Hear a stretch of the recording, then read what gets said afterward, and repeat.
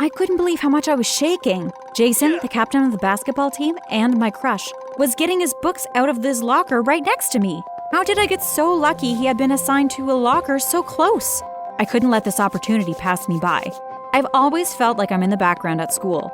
I could sink into the wallpaper and no one would even notice. My best friend Cindy has said she doesn't mind being so low profile. But when it comes to talking to guys, it has always stopped me from getting what I wanted, and I wanted Jason to notice me. Little did I know, I was about to make that happen. Before I tell you how I did it, make sure you like and subscribe to Storytime Animated for more insane stories like mine. I was just about to say hello when Rebecca stepped in front of me, sipping a smoothie. She's the queen bee of our school, and, like a bee, she could sting you with every one of her words. Nice scrunchie, Sam. I love how it matches your dress. They're both equally tacky. I turned back to my locker, blushing so much I thought my head would explode. Jason looked uncomfortable. Rebecca turned to him quickly, whipping me in the face with her long brown hair. Hi, Jason. I'll be at your game tonight. I hope you win. Jason smiled. Thanks, Rebecca. See you then. He started down the hall as the bell rang. I went to follow him, but then I felt a cold, wet liquid slide down my back and all over my dress. I turned quickly to see Rebecca and her friends laughing. She had poured her smoothie down my back. Sorry, Sam. I just thought the color of my smoothie would look better on you. I ran home to change. My mom saw my tears and asked what was wrong, so I explained what had happened. I couldn't believe Rebecca would do that to me. I told her I was going to keep a low profile from now on, like Cindy. My mom got this sly look in her eyes. I do the same thing when I have an idea. We look similar, the same wild blonde hair, the same blue eyes, but she's way prettier. I always wanted to grow up to look just like her, but so far, it didn't look like that was bound to happen. She put her hand on my arm comfortingly. Sweetheart, fading into the background will just let Rebecca win. She went upstairs and came down with something glittering in her hands, a butterfly hair clip. This belonged to your grandmother. She was a famous film actor for many years. She was beautiful, confident, and was never in the background of any scene. She would want you to have this. I took the clip and put it in my hair. I did feel a little more confident. My mom smiled at me and said, Use it wisely, okay? Whatever that means. But when I got to school the next day, I couldn't believe the change. People were looking at me in the hallway in a way they never had before. They waved and smiled. This was crazy. I saw Jason at my locker and was going to say hi when Rebecca stepped in front of me. She looked so shocked. Her friends flocked around me and showered me with so many compliments. Oh my God, I love your hair. Where did you get this dress? It's awesome. Can I borrow those shoes sometime, Sam? Rebecca looked furious. Then she smiled and said, Do you want to sit with us at lunch, Sam? You just have to tell me what you did with your hair. Maybe she was coming around? At lunch, I went past Cindy and my table and headed to the back with Rebecca and her friends. They kept complimenting me and asking me questions. I'd never felt so popular. Rebecca just sat there quietly, smiling a little bit. Then she crushed my entire world. Seriously, Sam? What did you do to your hair? I want to try it, now that I'm dating Jason. I felt like the lunchroom fell out from beneath me. I couldn't believe he would date such a horrible person. I fell completely silent for the rest of lunch and didn't eat anything. After lunch, I went to the bathroom and ran into Cindy. Sometimes we hang out there to avoid the loud lunchroom and people like Rebecca. She looked at my hair too. Wow, what'd you do? You look great. I started crying. I think it's this hair clip my mom gave me, but it doesn't matter. Rebecca stole Jason and now I'm back in square one. Cindy blushed. I don't mind being in square one. We always have been. Isn't that okay? She totally didn't get it. That's how Rebecca wins. I huffed and left the bathroom. When I got home that night, I found my mom having tea with a beautiful woman with long brown hair and glasses.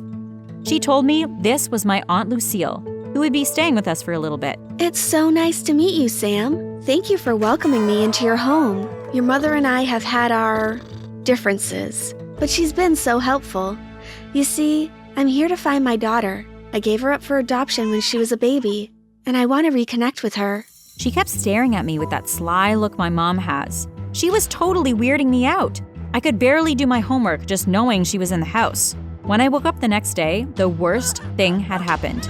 My hair clip was gone. I tore my room apart looking for it, but when I didn't find it, I knew exactly who had taken it. Cindy was the only person I had told about the hair clip. When I got to school, no one even recognized me. To make matters worse, I couldn't find Cindy. I saw a horde of girls huddled around someone, but I couldn't push my way through them to see who it was. Out of the corner of my eye, I saw Rebecca and Jason at his locker. She went in for a kiss and he turned his head quickly. Maybe there was still hope, but not if I couldn't get my hair clip back. At debate practice, I finally found Cindy. She had the new hair clip on and looked amazing. I knew it. The teacher told me and Cindy to debate artificial intelligence in technology. If I couldn't get my hair clip back, I'd at least put her in her place. I went in front of the group for an opening statement. Artificial intelligence in technology is damaging because intelligence will include human traits. Humans have many negative traits such as deception, I looked right at Cindy when I said it, and betrayal. These human qualities will prevent the technology from doing its assigned tasks, and therefore, it will become useless. Well, maybe some people are just scared the technology will become better than them, and they need to be taken down a notch. Cindy stood up from her desk, her face red. The entire class erupted in applause. My statement was so much better, but she was so confident right now. I couldn't take it anymore. You stole my hair clip, give it back. Cindy's face went white and she stomped her foot. I did not steal it. My birth mom gave it to me. She just came into town and said I deserved it. You're just jealous because you aren't popular anymore. Cindy tossed her long brown hair to turn to the class. In conclusion, artificial intelligence is good for humanity because of its many applications. For example, artificially giving a person like my opponent some intelligence. The class burst into laughter and I ran home. When I arrived, Lucille was leaving. My mom was in the doorway with her arms crossed, looking angrier than I had ever seen her. When I passed Lucille, she smiled. It was so nice to meet you, Sam. My daughter Cindy says you've had such a wonderful few days at school. Maybe if you keep it up, you can become as successful as her someday. My mom totally yelled at her right there on the front lawn and Lucille left as fast as she could. It was hard to believe they were sisters. Inside, my mom explained that my grandmother had given the hair clip to my mom, but Lucille was jealous. She stole it and used it to take away my dad. My mom managed to steal it back, but the damage was done. My mom was clearly trying not to cry, so I hugged her. I was really proud she was willing to stand up to someone like that. I felt like maybe I should do the same. At school, Cindy had become a total nightmare. She even started pushing Rebecca around, but the icing on the cake was, she started dating Jason. She had totally tricked him. She looked so different, she convinced him she was a new student. He had broken up with Rebecca a while ago, but she was still clearly upset about it. So upset, we even started hanging out in the bathroom together to get away from Cindy. I told her all about the hair clip and my grandma. She listened closely, then smiled a bit. Sam, I have a plan, but we need Jason's help. We have to tell him who Cindy really is. I was nervous to break this news to him. He'd be really upset. Rebecca smiled even wider. I don't think he'll be that upset. In fact, I think you should be the one to tell him. I didn't know why she was being so secretive, but hair clip or no, I had to tell him. When I ran into Jason at our lockers, I finally got the courage. I told him Cindy was a liar and had just used Rebecca and me to get to him. He actually smiled and looked a little sad. Then he told me he had sort of known. He really couldn't stand how she had been treating everyone, and he would do everything he could to help. The next day, Rebecca and I watched from around the corner while Cindy and her posse went to Jason's locker. She pecked him on the cheek and giggled. Where's Sam? I was looking forward to presenting her with the Worst Split Ends award this morning. Jason frowned, then replaced it quickly with a smile. It's no fair with you around, babe. Your hair is gorgeous. But when he ran his hand through her hair, he pulled the clip right out.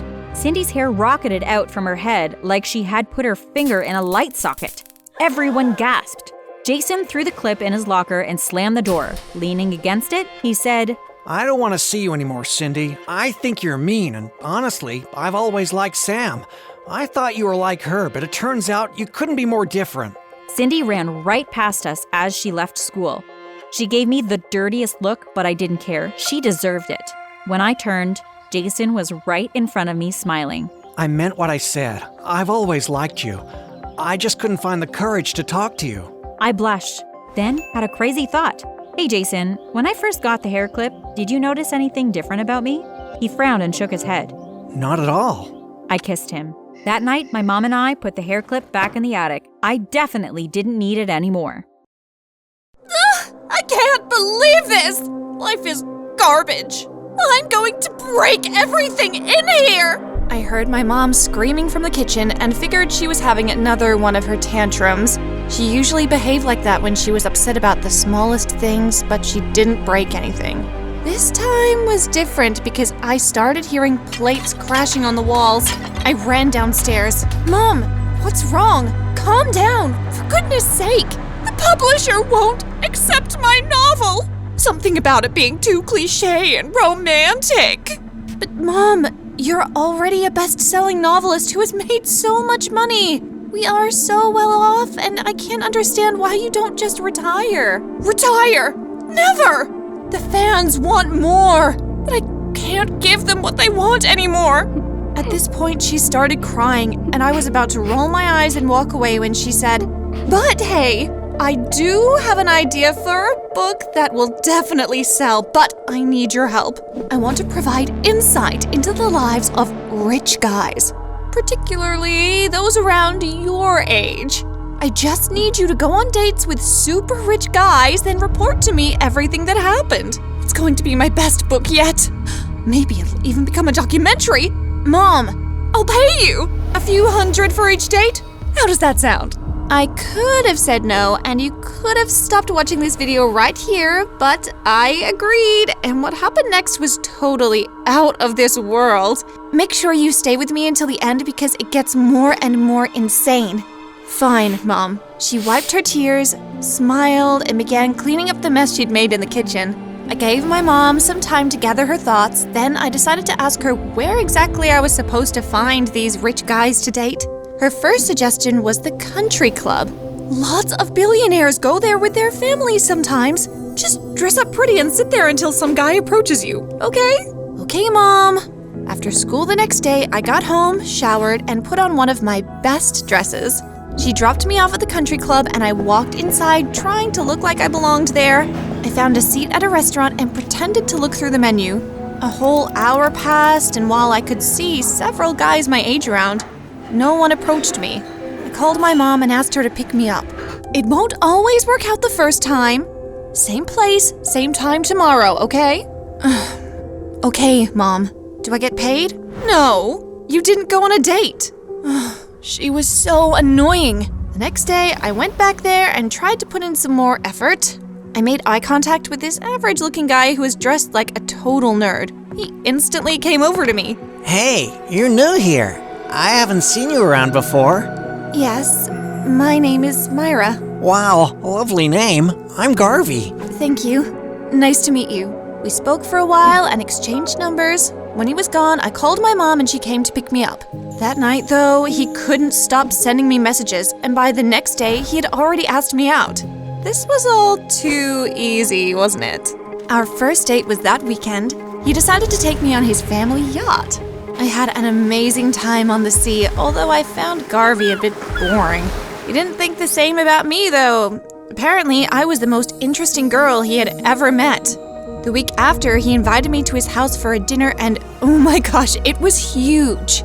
So huge and shiny. He introduced me to his family, then we all ate a 3-course meal served by different staff they employed there. After that, he invited me to his home theater to watch a movie. Then came the weird part. Want to see my cool collection? Okay. It's in my room. He led me up to his room, which was almost as big as my house. He showed me a shelf near a window. It was filled with little jars. Isn't it awesome? What is it? Toe jam. It's fascinating. What on earth do you mean? You know, that stuff you find in your toenails when you clean them. I like to collect mine and store it in jars. Garvey, that's not normal. Hey, I'm just sharing my passions with the girl I love. Girl, you... what? At that point, I made up some story about having a bellyache and needed to go home immediately. He got one of their drivers to take me home, and when I got there, I ran straight to my mom. Mom! He's crazy! I told her everything, and she couldn't contain her excitement. I knew it! Rich guys all have some strange, disgusting addiction. Here's $300. Are you going to continue seeing this guy? No, of course not. Fine. You need to start looking for the next one then. maybe you can use online dating this time. I took my money happily and went to my room to download some apps. It took a few days, but I found a guy who looked like he had a lot of money. He had pictures in front of his parents' mansion, their beach house, their house in the forest, and loads of pictures at 5-star hotels in exotic locations.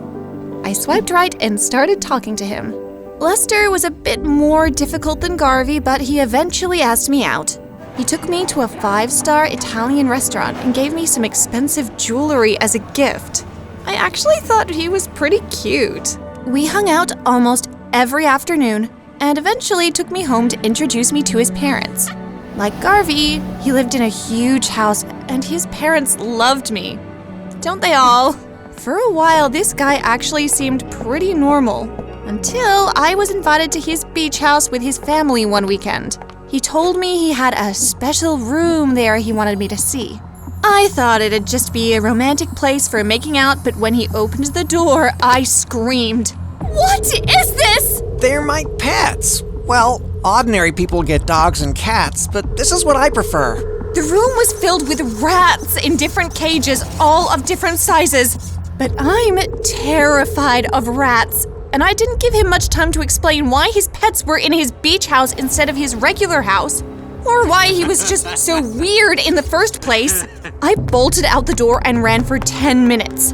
I texted my location to my mom, who instantly came to my rescue. Rats! Yes, that's a good one. Here's $400. Good job, Myra. I was really starting to like that guy, you know. That's life. I thought I liked your father, too. Anyway, my publisher, although I hate him now, is having this huge event at his house, and I know he has lots of rich friends. You can find the next guy there. It's tomorrow. I've already bought you a stunning dress. Okay, I honestly wanted to stop dating creeps, but I enjoyed the money. At the event, I met Corey. He was the son of a famous actor, and he seemed to be pretty into me. Girl, you are mad cute. Want to get out of here and have some real fun? Sure. I let my mom know I was leaving, and technically this was a date, so she'd have to pay me for it. We went to a club, and after that, we decided to walk a bit before calling an Uber or his driver to take us home. I got a bit tired, so I stopped to lean on a pole. He grabbed my hand and looked into my eyes. Just as I thought that he was about to lean in for a kiss, he started licking the pole behind me. Have you been drinking? Are you okay? No, I have this thing. I don't know if it's a disorder, but I think it's a hobby. I like to lick things. I've never licked this pole before. Hey, your dress looks delicious too. Can I taste it? At this point, I was starting to think that all guys were completely insane. Hey, how about you lick my shoe instead? I kicked off my heels and gave them to him. I walked around the corner and called my mom. Licking stuff, huh? Here's $500. This book's gonna be great. You're the best daughter, Myra. I decided I was gonna give up. I told my mom I was not going to go on any more dates, and that I was going to spend all my money on stuff to help me recover from this trauma.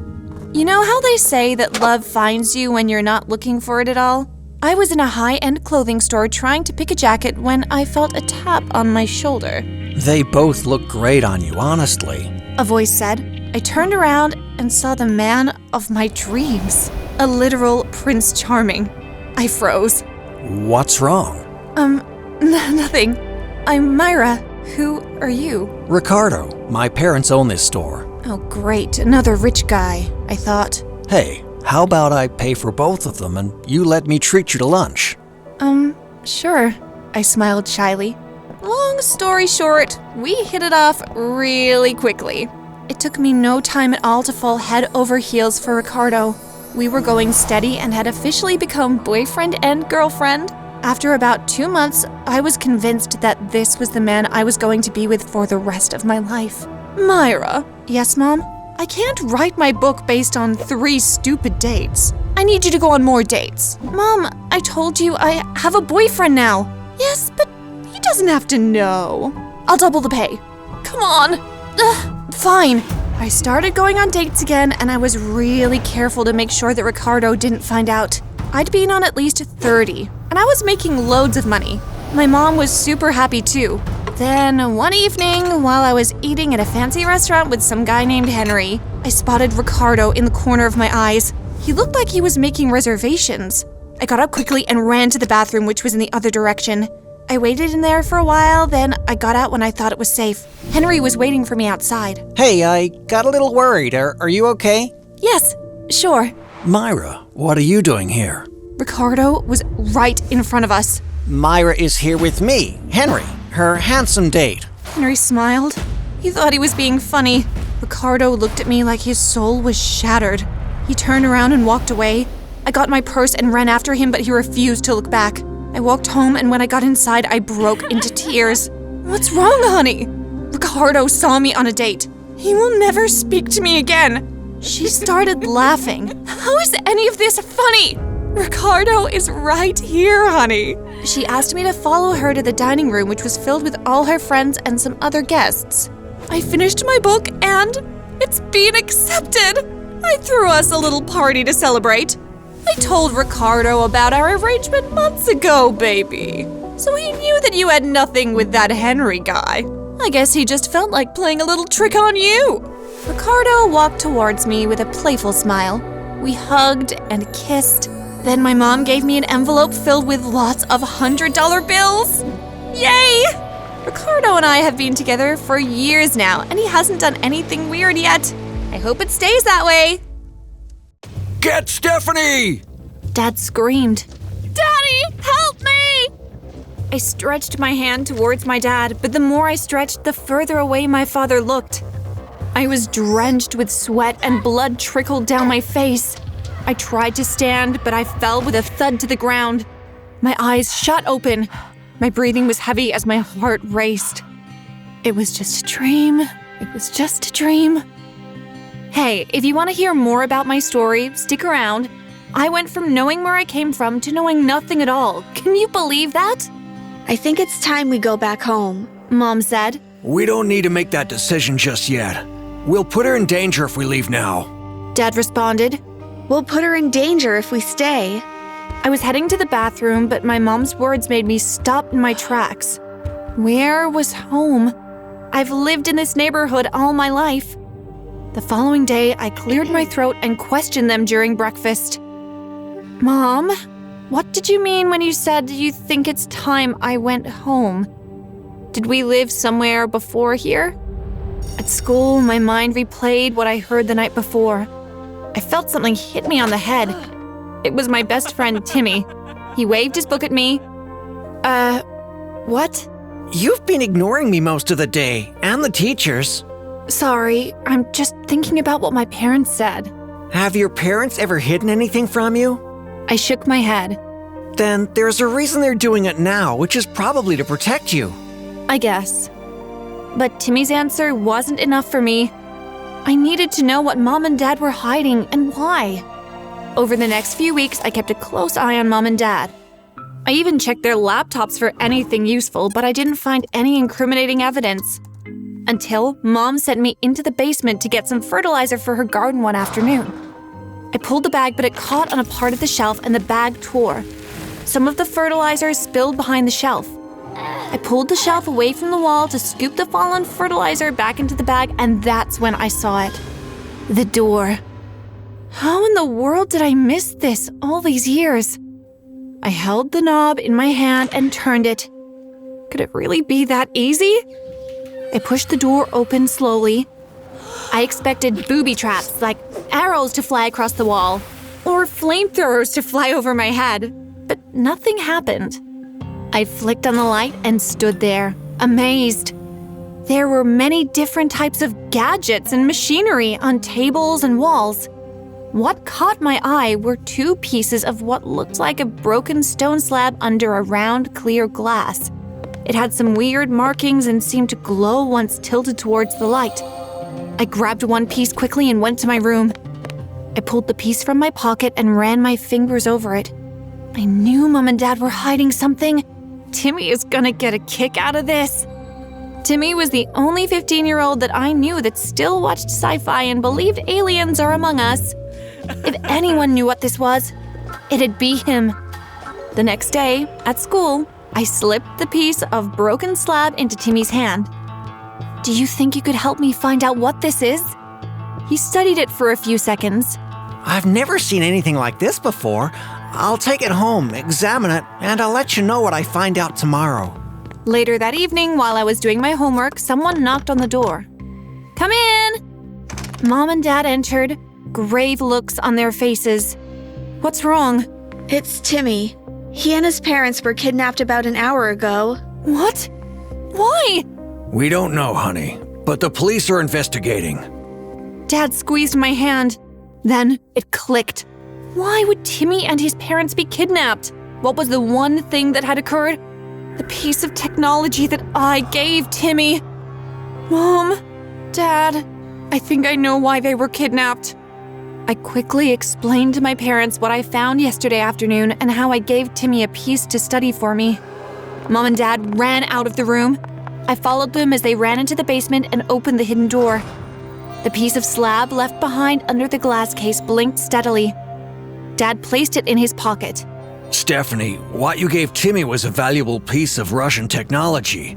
Your mom and I were double agents, and we changed our identities when we moved here to protect you. The nightmares you've been having actually happened.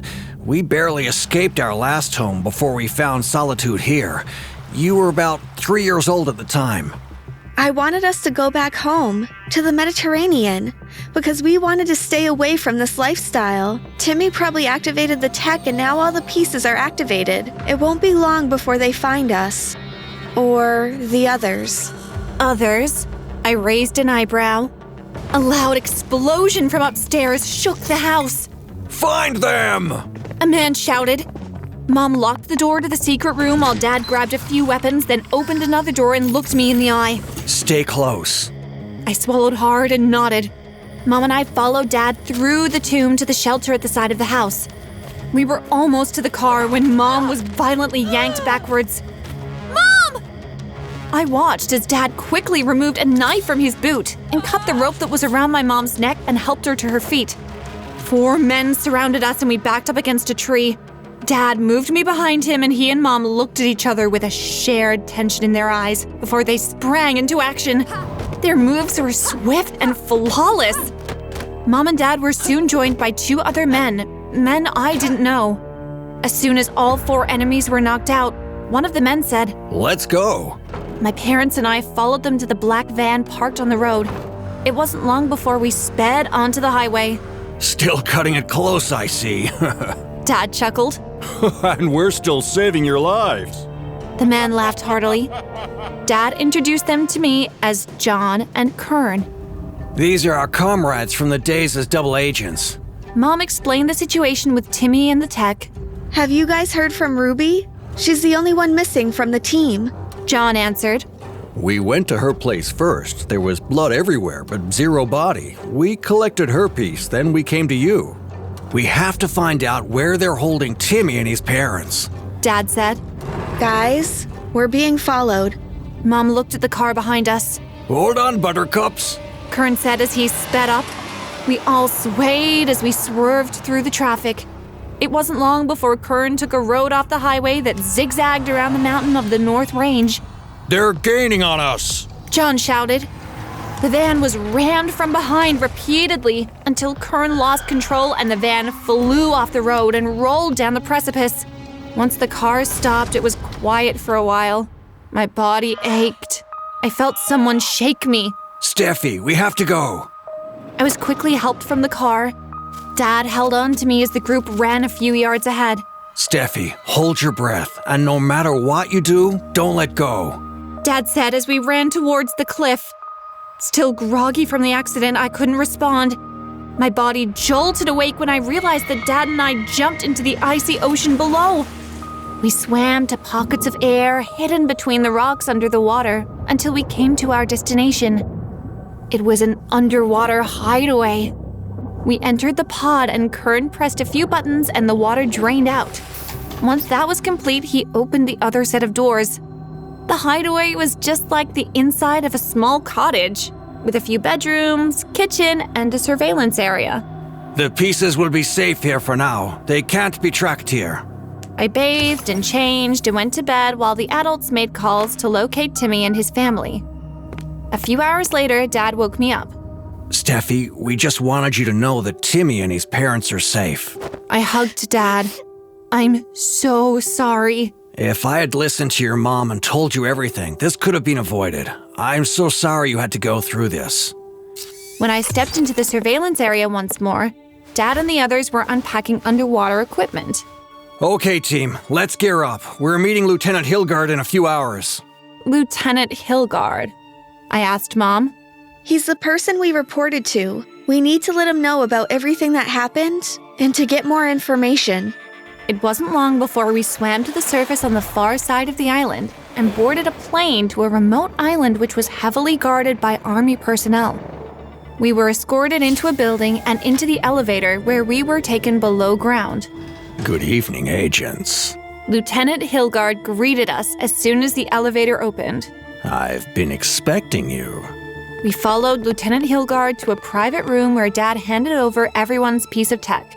Lieutenant Hilgard called over one of the guards. Take this to Lucinda. She'll know what to do with it. He handed over the pieces to the guard. As soon as the guard left, Lieutenant Hilgard turned his attention to us. Suddenly, the door opened and heavily guarded men entered the room and placed handcuffs on all of us. What is the meaning of this? Kern yelled. You aborted your mission and your post when your country needed you the most. That was an act of treason. You'll be executed in 3 days. Mom! Dad! I screamed as we were being taken away. Don't worry, Steffi. Everything will be okay. Mom assured me. On the second night, the lights went out and my cell door opened. Steffi, time to leave. Mom's voice came from the entrance of my cell. I went towards her voice and she hugged me quickly before she placed night goggles on my head. Stay close. We entered the elevator and John opened the door at the top as we climbed into the elevator shaft where there was a ladder. As soon as we exited the shaft, we entered the floor where Lieutenant Hilgard and his guards were located, and the lights returned. Well, it's about time, you guys. A woman smiled at them as she held a pair of swords in her hands. Motionless bodies sprawled across the floor. Ruby! Mom smiled. Hey, gang! There's a helicopter waiting up top for us. Let's keep it moving. While we were in the elevator, Ruby explained how she escaped and gave them a replica of the tech. I knew I needed to find a way to track you guys. So did you guys get the item? Dad smiled. You know we always get the job done. Finally, we exited the building and ran towards the helicopter where we all scrambled in. Hey, guys, I'd like you to meet my husband, Byron. The pilot lifted his hand. About an hour later, we landed, but only Mom, Dad, and I came out from the helicopter. We'll be right back. Dad called out to the others. As we approached the house, a man exited the house. Levi and Melanie, lovely to see you again. The man turned to me. And you must be Stephanie. I nodded. Did you get the item I requested? The man looked at Dad. Dad removed a small chip from his pocket and handed it over. The man smiled. Great. Now I think there's someone you'd like to see. We entered the house, and there he was. Timmy! I screamed as I ran and hugged him. I'm so sorry I got you caught up in all of this. Are you kidding me? Here I have access to the world's best tech. I see this as a blessing in disguise. Dad called out to me. Steffi, we have to go. I hugged Timmy one more time before I left with my parents. Our lives never went back to the quiet life that I knew. My parents came out of retirement, and Kern, John, and Ruby became like family to me. All of our information was wiped from the internet, and we became ghosts. Timmy, his parents, and I began to train under my parents and their team. I not only learned academics, but weaponry training, amongst other things. I changed my life and the lives of those around me with just one decision. My decision worked out, but be mindful of the decisions you make, because you never know whose life you will change in the process.